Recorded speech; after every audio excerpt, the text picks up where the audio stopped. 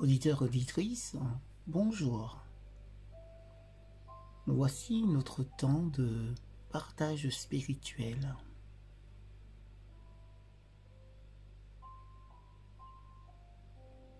Le titre de ce jour, qui sont les fils de Dieu, première partie. Tous ceux qui sont conduits par l'Esprit de Dieu sont fils de Dieu. Romains chapitre 8, verset 14. On ne peut surestimer l'importance qu'il y a à être conduit par l'Esprit Saint. C'est l'Esprit qui crée en nous la conviction que nous sommes fils et filles de Dieu. Désormais, nous vivons conscients de ce fait. Nous sommes l'objet des préoccupations de l'amour de notre Père.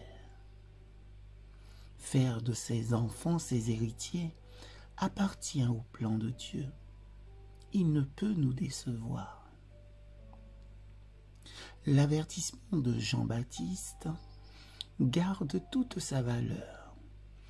Ne prétendez pas dire en vous-même, nous avons Abraham pour père, car je vous déclare que de ces pierres-ci, Dieu peut susciter des enfants à Abraham. Matthieu chapitre 3, verset 9.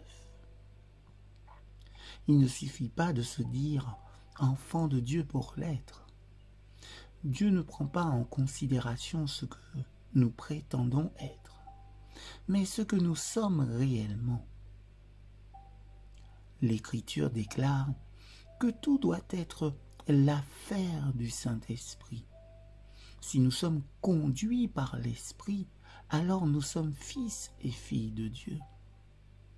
Si ce n'est pas le cas, alors nous ne sommes pas ses enfants. Comment savons-nous que nous sommes conduits par le Saint-Esprit?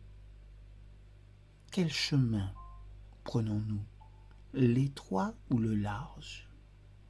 Si nous persévérons dans le péché, alors nous ne sommes pas conduits par l'Esprit. Marcher vers le Christ et avec lui, en continuant de pécher, est aussi impossible qu'atteindre l'Est en marchant vers l'Ouest. Être conduit par Dieu est un principe divin qui est en vigueur à travers toute la création. Dans la nature, Dieu donne la vie à chaque fleur.